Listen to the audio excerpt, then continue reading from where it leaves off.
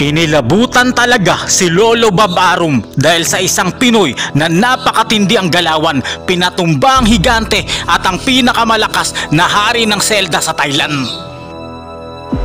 Bakulaw at napakalaki ng kalaban pero no match siya sa Pinoy na ating kababayan.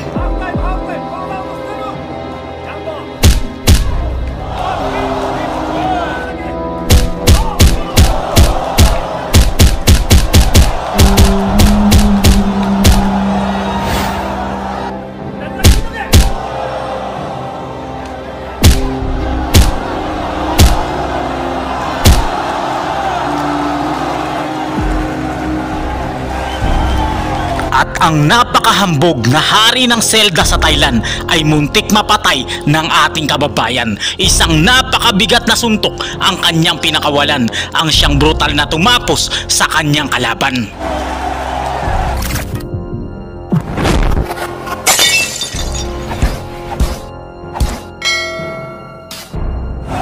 Ayon sa ating pambato, natatawa na lamang ito dahil kaya niya pinanggigilan ng gusto ang higanting kalaban dahil pinagbantaan siya nito.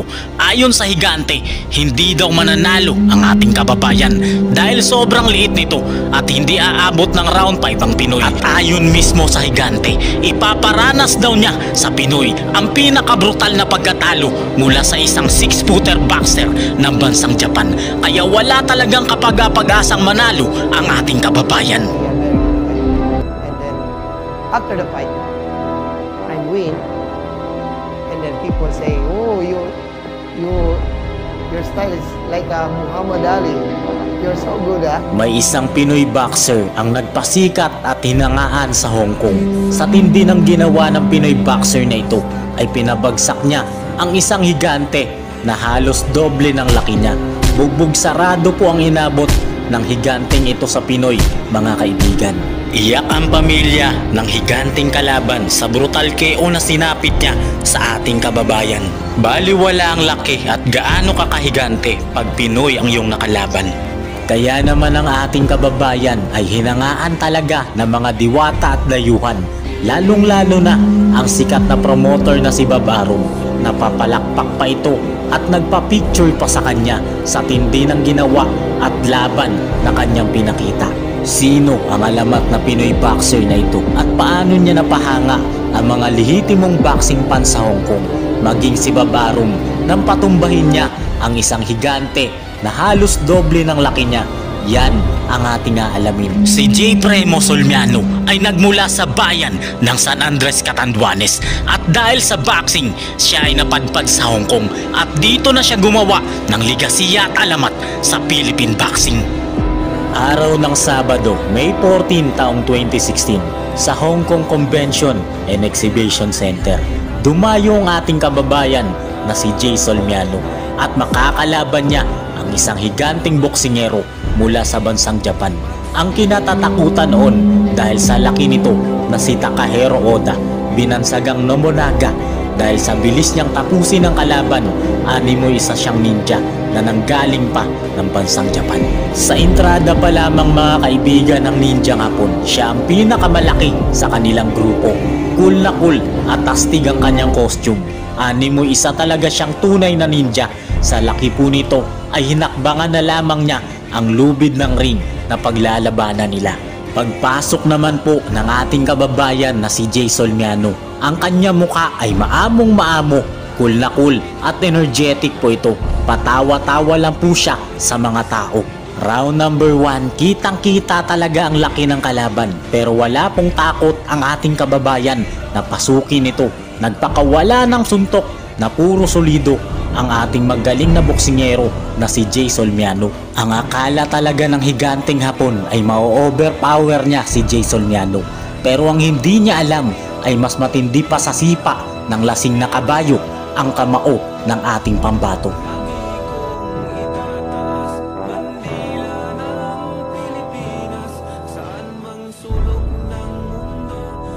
Pulang-pula po agad ang mukha ng kalaban sa tindi ng mga suntok na kanyang tinanggap mula sa ating kababayan.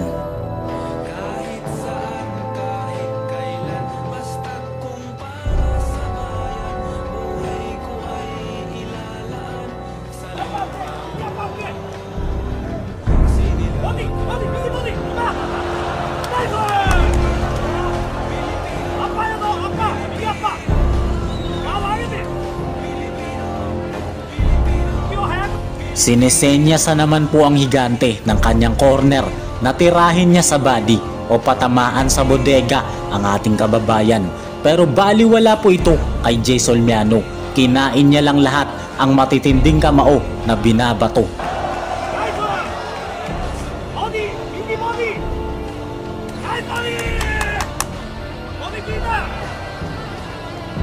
Hanggang nabaliktad ang sitwasyon, ang higanting kalaban ang tinira niya sa bodega at sinabayan niya ng mga solidong kaliwat kanang patama. Bumagsak ang higante at lumagapak sa lona. Animoy nabalian pa ng kamay dahil sa lubha ng pinsala.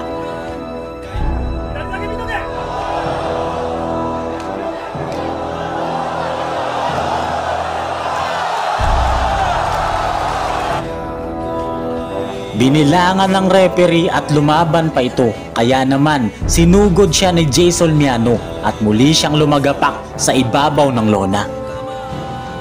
Tumayo ulit siya at lumaban pa. Muntik na sanang tapusin ng ating kababayan ang laban nila, kaya lang siya ay na-save by the bell na. Round number 2. Dito natatapusin ng ating kababayan ang higanting Hapon na kalaban. Baliwala ang laki sa Pinoy na boksingero. Sumusuntok po ang Hapon pero walang talab ito kay Jay Solmiano. Hanggang bumagsak na naman ang kalaban pero ito daw po ay naitulak lang.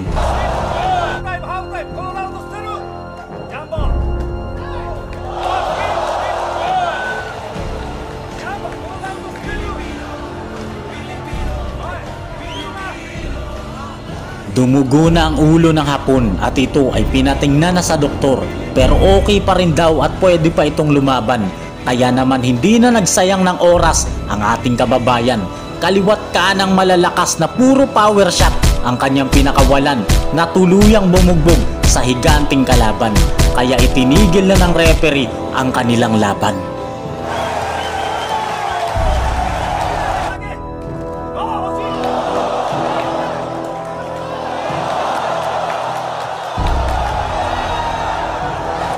Nakakatakot na gang leader at ex-convict na Thai boxer champion, muntik mapatay ng Pinoy sa Hong Kong.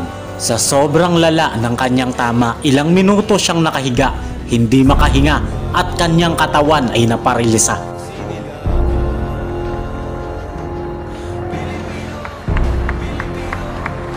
Ang Pinoy na ating kababayan ay hinangaan talaga dahil sa tindi ng kanyang ginawa sa bordadong Thai boxer na kalaban. Matapos ang impresibong panalo ng ating kababayan na si J. Premo Rapido Solmiano kontra sa higanting Hapon na si Takahiro Oda sa Hong Kong, ay nilabanan nito ang isang nakakatakot na overweight Thai boxer. Kaya bordado at napakaraming tato ang boksingerong ito dahil ito po ay gang leader at ex-convict sa Thailand bago naging isang kampyon na boksingero. Napakaraming pinagdaan ng mabibigat na laban ang tila malang miyembro ng Yakuza na kalaban ng ating kababayan. Si Shalomporn sa Watsuk ay sinentensyahan na ng kamatayan sa loob ng bilangguan. Habang buhay na pagkakabilanggo ang unang hatol sa kanya dahil sa mga kahindik-hindik at nakakatakot na kasalanan na ginawa niya. Sa loob ng bilangguan ay lalong naging mabangis ang boksingerong Thai. Tinalo niya ang 5 pinakamababangis na leader ng gang at ito yung naghari sa loob ng kulungan. Kaya naman ganun na lang karami ang tattoo niya sa kanyang katawan at literal na sa bansang Thailand siya ay kinatatakutan. Pero dahil sa kanyang pamilya ay unti-unting nagbago si Sawatsuk at isa sa pinaka nakatulong sa kanya ay ang kanyang hilig sa sport na boxing hanggang sa nakalaya siya at naging isang profesional na boksingero. Kinatatakutan siya ng marami dahil sa kanyang anyo na malawaking bordado. Idagdag mo pa ang pagiging gang leader at ex-convict nito. Sa weigh-in pa lamang po mga kaibigan ay alangan ng ating pambato na si Jay Solmiano na makipagtitigan sa bordadong kalaban nito. Ito ay may nakakatakot na record na 17 panalo at isa lamang po ang kanyang talo. Samantalang ang ating kababayan ay may 18 panalo at mas marami na 3 talo at 1 tabla sa kanyang menu. Araw ng Sabado, October 8 taong 2016 sa Convention Tower and Exhibition Center, Hong Kong. Magaganap ang laban ng ating kababayan na si J. Primo Rapido Solmiano kontra sa nakakatakot na bordadong gang leader na Thai boxer champion, si Shalomporn Sawatsuk. Pagpasok ng Thai boxer sa arena, pangiti-ngiti lang po ito pero di may tatanggi ang nakakatakot niyang aura. Hinakbangan na lamang niya ang ring ng lona at nakakatakot na punong-puno ng tato ang katawan niya. Pagpasok naman ni Rapido sa venue, masaya ito at walang kabang nararamdaman. Patawa-tawa lang siya sa maraming boxing fans. Ang ikakagulat po ng mga boxing fans dito mga kaibigan ay round 1 lang ang itatagal ng bordadong kalaban sa ating kababayan. Muntik niya itong mapatay sa lakas ng suntok na kanyang pinakawalan. Nang ipinakilala na po si Sawatsuk, baka sa kanya mukha ang masamang intensyon. Gusto niyang tapusin agad si J. Solmiano at di siya magbibigay ng pagkakataon. Jim, Bangkok, Thailand, Shalomporn Sawatsuk. Hindi naman nagpahuli ang ating bida na si J. Solmiano. Halatang naghanda ito dahil buo at hulmado ang mga muscle sa katawan nito. J. Rapido Solmiano. Round number 1, unang sumuntok ang gang leader na Thai boxer na bordado. Katawan agad ni Rapido ang kanyang ponteryado.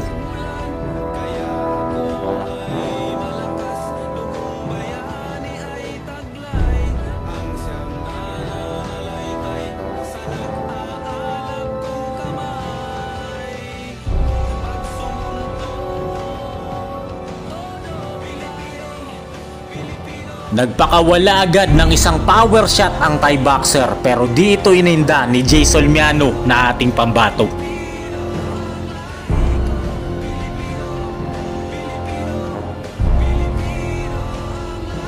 Hanggang puro power shot na ang pinapakawala ng dalawang boksingero pero lumalamang sa lakas ng mga patama si Rapido at napapaatras na ang gang leader na kalaban nito.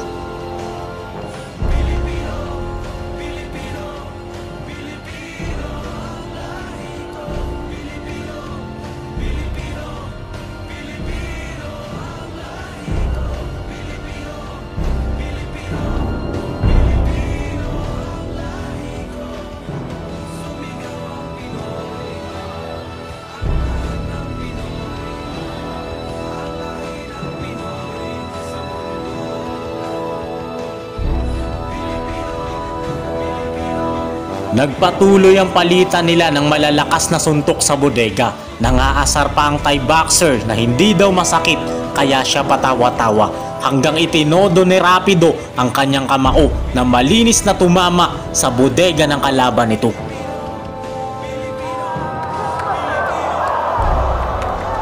Ininda talaga nito ang lakas ng suntok ng ating bida at siya ay tuluyan ang bumagsak sa lona.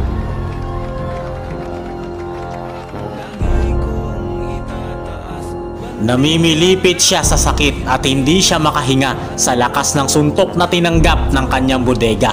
Ilang minuto siyang nakahiga dahil sa luba ng kanyang tama. Halos mapatay ng ating kababayan ang gang leader na Thai boxer na kanyang nakalaban. Kaya awang-awa mga diwata na nakatayo sa gilid ng kalaban. Dito nila nalaman na naparilisa pala ang buong katawan nito dahil sa tindi ng liver shot na kanyang natamo.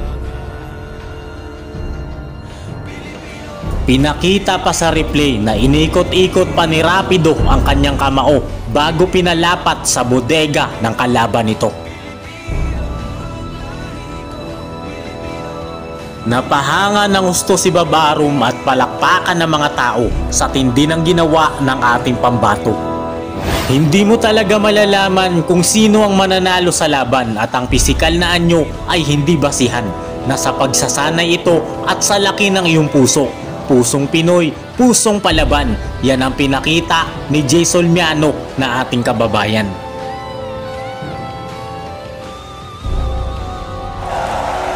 Sigawan ng mga tao sa panalo ni J. Solmiano. Napahanga niya ang Hong Kong at pati si Babarum. Nagpa-picture pa ito sa kanya pagkatapos ng laban nila. Napakagaling po ng ating bida. Si J. Solmiano ay naninirahan na po ngayon sa Hong Kong. Dahil sa kanyang husay ay kinuha ang kanyang serbisyo para magturo ng boxing at Muay Thai. Sikat na siya dahil sa kanyang husay. Hanggang dito na lamang po ang ating maiksing kwento. Maraming salamat sa lahat ng walang sawang suporta nyo. God bless everyone. Bye-bye.